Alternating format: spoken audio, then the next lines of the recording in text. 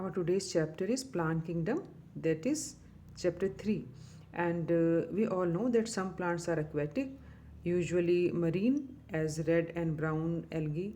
And second category is of land plants. And land plants are further divided into various categories like Thallophyta, Bryophyta, Trachyphyta. So today we are going to discuss about the Thallophyta. Thallophyta.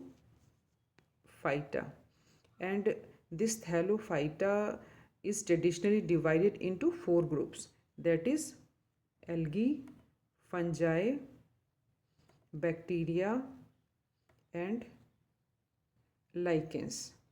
So before we study all these things in detail, let's take a quick look on the plant kingdom, or you can say classification of plant kingdom, that how we classify the different branches of the plants. So in plant kingdom, here you can see that broadly it is divided into two categories. One is cryptogams and another is phanerogams. Cryptogams means these are those plants which do not produce seeds. इनके अंदर seeds जो हैं क्रिप्टोग्राम्स के अंदर नहीं बनते. And क्रिप्टोग्राम्स में basically further they have divided, that is bryophyta, pteridophyta. If we remove the ink and you can see it here, now you can see easily that it is again cryptogams divided into Thallophyta, Bryophyta and Pteridophyta. And Thallophyta has two branches, that is algae and fungi, and Bryophyta has three, that means Hepataceae, Anthocerote, Massae, and Pteridophyta has Psilopsida, Lycopsida, Sphenopsida and Pteropsida. So this is the you can say branches of cryptogamy, the plants which cannot produce seed. Now another is the phanerogams. Phanerogams are those plants which bear seeds, that means they produce seeds, and you can divide it into two parts, gymnosperms and the angiosperms.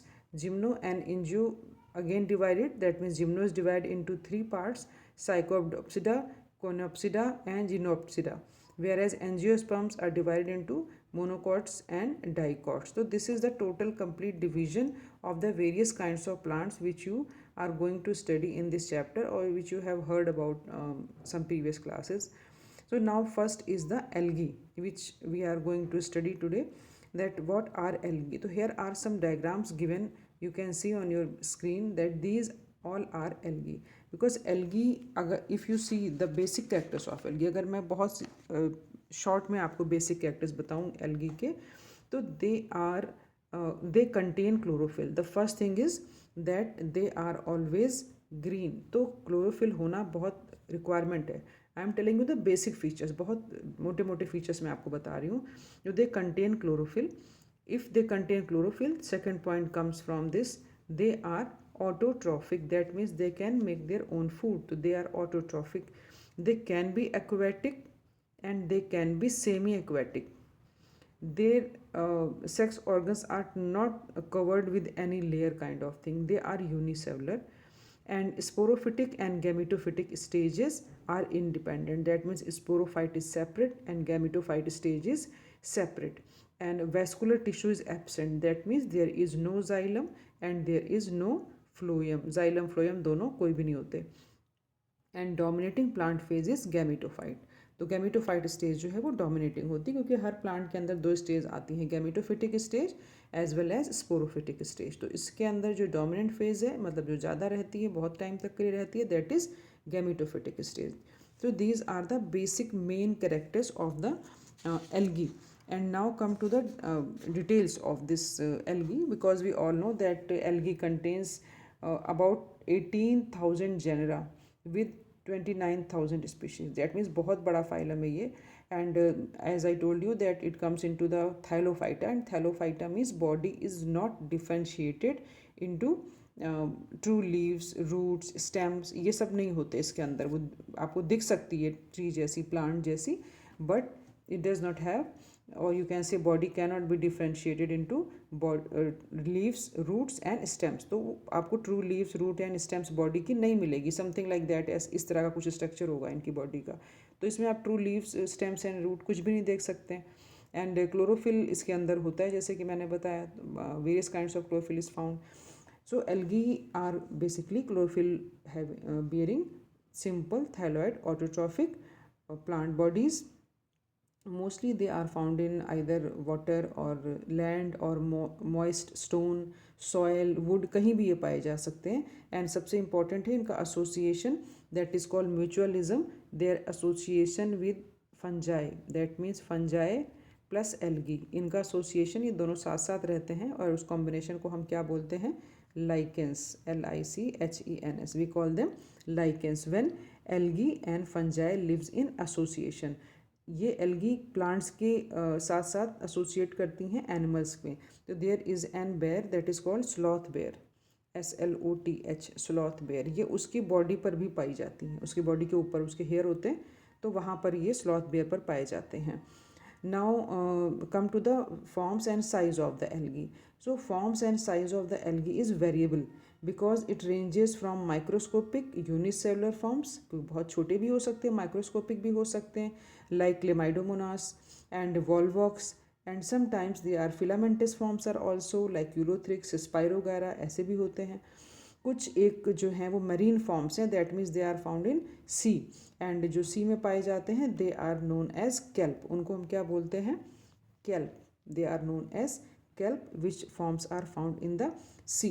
And ये बहुत ज़्यादा जो है सी के अंदर पाए जाते हैं, बहुत ज़्यादा, बहुत बड़े बड़े शिप्स को भी ये रोक लेते हैं, उसमें फंस जाते हैं कई बार. And if we come to the part of algae में रिप्रोडक्शन कैसे होता है, दैट इज़ बोथ, हर तरह से, मानने की जो 3 मोड हैं रिप्रोडक्शन के, उन सब से होता है. दैट मीन्स वेजिटेटिव भी होता है, एसेक्सुअल तरीके से भी होता है, और सेक्सुअल तरीके से भी, मेथड से भी होता है. तो all 3 methods are found in the algae. So if it is vegetative form तो it is in the form of fragmentation. Fragmentation means ऐसे टुकड़ों में, पीसेज में टूट जाता है एल्गी, कोई पार्ट गिर गया या टूट के, और इससे कंप्लीट एल्गी बन जाता है. That is called fragmentation. That means each fragment develops into a plant body. And asexual reproduction होता है by the production of different kind of spores. तो बहुत तरह के spores जो है वो बॉडी बनाती है, and these spores को commonly हम लोग क्या बोलते हैं, zoospores. इनको हम बोलते हैं zoospores. And zoospores are flagellated. भाई दैट मीन्स ये zoospore हो गया, ये देखो यहाँ पर बना हुआ है, ये ऐसे इसके फ्लैजिला होते हैं, तो यू कॉल देम फ्लैजिलेटेड. तो zoospores are flagellated and motile means ये मूव कर सकते हैं. एंड जब भी ये इनको जर्मिनेट करना होता है तो फ्लैजिला गिर जाते हैं और ये जर्मिनेट कर जाता है, फिर पूरे प्लांट बॉडी के अंदर ऐसे प्लांट बॉडी बन जाएगी इससे आगे. तो ये फ्लैजिला को शेड कर देते हैं एंड कंप्लीट बॉडी बन जाती है. Again come to the sexual reproduction. Sexual reproduction takes through the fusion of 2 kinds of gametes. 2 तरह के गैमेट्स होते हैं. अब 2 तरह के जो गैमेट्स हैं इनके अंदर, you cannot recognise them because these gametes can be flagellated, है ना, फ्लैजिलेटेड भी हो सकते हैं, जैसे फॉर एग्जांपल क्लेमाइडोमोनास, और नॉन फ्लैजिलेटेड भी हो सकते हैं लाइक स्पाइरोगायरा. तो it is different in different species of the algae. तो रिप्रोडक्शन इज़ कॉल्ड आइसोगैमस अगर वो एक जैसे दिखने में लगते हैं, मतलब आप उनको रिकोगनाइज नहीं कर सकते, they are similar. If suppose they are similar in size तो उनको आप क्या बोलोगे, आइसोगैमस. इफ़ ऐसे गैमेट्स हैं जो डिसिमिलर इन साइज में हैं, मतलब अलग अलग हैं, एक बड़ा है एक छोटा है ऐसे करके, तो you can call them an isogamous. And अगर एक बहुत लार्ज है और एक स्मॉल है, और ये जो लार्ज वाला है ये नॉन मोटाइल है, स्टैटिक है, और ये वाला जो है मोटाइल है, माने कि मूव कर सकता है, तो इनको हम कहते हैं oogamous. oogamous means one is behaving as female gamete and another is behaving as male gamete, and male gamete will be motile, and जो फीमेल गैमीट है ये स्टेशनरी होता है, ये मोटाइल नहीं होता है. तो that means isogamous, anisogamous and oogamous are 3 types.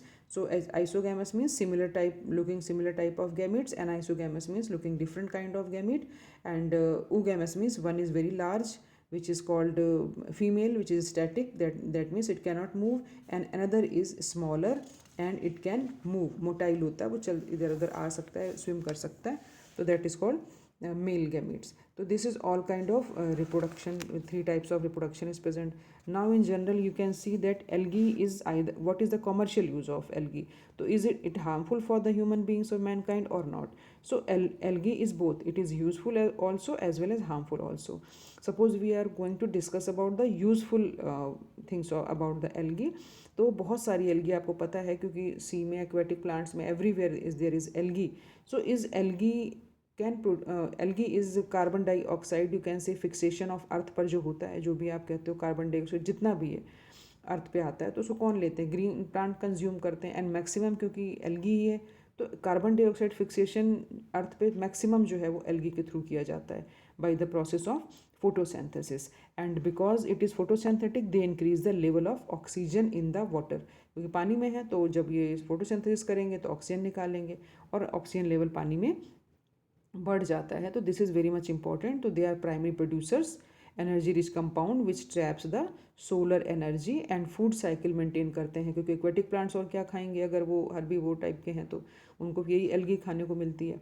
And many species of Porphyra, Laminaria, Sargassum, these are the name of algae. About 70 species of marine algae, marine means जो सी में पाई जाती हैं, they all are used as food, वो food की तरह से इस्तेमाल होती हैं, सैलड की तरीके से इस्तेमाल होती हैं, वेजिटेबल्स जैसे हम खाते हैं वैसे इस्तेमाल होती हैं। एंड मोस्टली मेरीन एल्गीज जो हैं वो ब्राउन हैं और रेड हैं, ज़्यादातर जितनी भी पाई जा रही हैं दीज आर ब्राउन एल्गीज और these are the red algaes, and these produce large amount of hydrocolloids. Hydrocolloids these are दो सब्सटेंसेस विच होल्ड वाटर, वो पानी को जो है वो होल्ड कर सकते हैं, तो they have certain water holding substances in them, तो वो पाए जाते हैं। एंड एल्जिन पाया जाता है ब्राउन एल्गी से। तो there are two more substances that is called algin and another is called carrageenan. Carrageenan is found from the red algae and this is from the algin is from the brown algae. So these are the substances which are extracted from different kinds of algae and they use commercially, and you have heard the name of agar agar, आपने agar agar का नाम सुना होगा। एगार एगार पर bacterias grow कराए जाते हैं जब एक्सपेरिमेंट करने होते हैं लेबोरेटरीज में, and these are obtained from the very important name of the algae that is called Gelidium and Gracilaria, these are the name of algae. तो ये वहाँ से ऑब्टेन किए जाते हैं जिलेडियम एंड ग्रेसिलेरिया से, एंड ये जो जितने भी माइक्रोब्स हैं वो सारे इन पे ग्रो किए जाते हैं जो एगार एगार हैं। And also they are use in the preparation of ice creams and jellies, उसमें भी यूज़ होता है।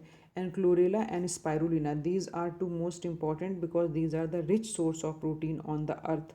जितना भी प्रोटीन आपको मिलता है अर्थ पे वो सबसे ज़्यादा अगर मिलता है रिचेस्ट सोर्स हैं chlorella and another is the spirulina. Both the names are given in your book. So these both are unicellular algae and they are rich in proteins and used as a food supplement by the space travelers. जो space travelers जाते हैं वो बहुत heavy सामान तो नहीं लेके जा सकते खाने पीने का, तो वो ये इनके कैप्सूल्स ले जाते हैं स्पायरुलिना क्लोरेला के, बिकॉज वो वहाँ मंथ्स रहते हैं तो दे नीड प्रोटीन। तो प्रोटीन रिक्वायरमेंट क्योंकि बहुत उनको चाहिए होता है और ये बहुत हाई प्रोटीन कंटेंट होते हैं, तो that is why they use them in the form of capsules. तो ये वहाँ पर खाए जाते हैं और डिफरेंट पेशेंट्स को भी जब रिक्वायरमेंट होती है तो doctor will prescribe them. And now in next chapter we will study about the in the next lecture we will study about the classification of the algae, because we classify the algae into three parts. One is chlorophyceae, and other is phaeophyceae, and last one is rhodophyceae. So chlorophyceae means having or you can say green algae, phaeophyceae means brown algae, and rhodophyceae means red algae. So in next lecture we will going to discuss about the types of algae. Thank you.